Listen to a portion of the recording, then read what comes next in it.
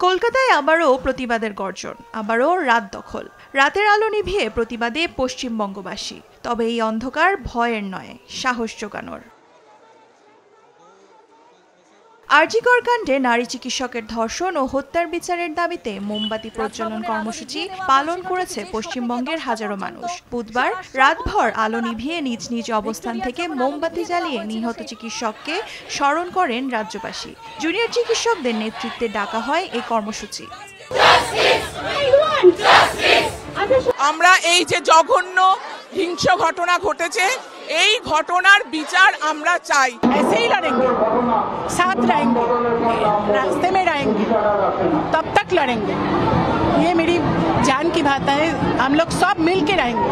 কলকাতা থেকে বহরমপুর, বাঁকুড়া থেকে দক্ষিণ 24 পরগনা আলো নিভিয়ে মোমবাতি নিয়ে এক অভিনব প্রতিবাদ রাজ্যবাসীর। রাস্তা, ঘরসহ দোকানের আলো নিভিয়ে মোমবাতি ও প্রদীপ হাতে রাস্তায় নামেন অসংখ্য মানুষ। কেউ মশাল জ্বালিয়ে এগিয়ে যান সামনের দিকে, কেউ আবার মানববন্ধন করে হাতে মোমবাতি নিয়ে সামিল হন প্রতিবাদে। সবার মুখে একটাই ধ্বনি, জাস্টিস ফর আরজিকর।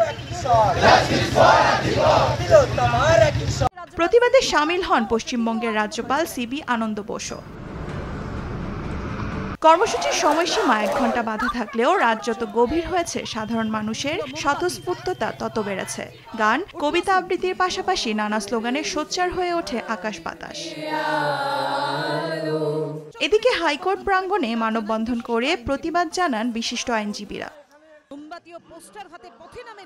প্রশাসন একদমই মানুষের সহায়ক কোনো কাজ করছে না।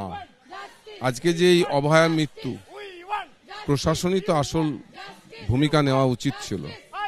প্রমাণটা তো প্রশাসনই জোগাড় করে কোর্টের কাছে দেওয়ার কথা, প্রশাসন তো সেটা পালন করলো না। এটা তো প্রমাণিত। আমরা কোর্টের কাছে উকিল হিসেবে কি প্রমাণ করতে পারবো সেটা পরের ব্যাপার, কিন্তু প্রমাণটা তো লোপ পেয়ে গেছে। থেমে থাকেনি টালিপাড়ার জনপ্রিয় অভিনেত্রীরাও। স্বস্তিকা মুখার্জি থেকে ঋতুপর্ণা সেনগুপ্ত সবাই ছিলেন রাস্তায়। আন্দোলনে অংশগ্রহণ করায় হেনস্থা হওয়ার বিষয়ে ক্ষোভ প্রকাশ করেন ঋতুপর্ণা। দেওয়ান মুবাশশিরা হোসেন, নিউজ ডেস্ক, দেশ টিভি। আন্দোলনকারীরা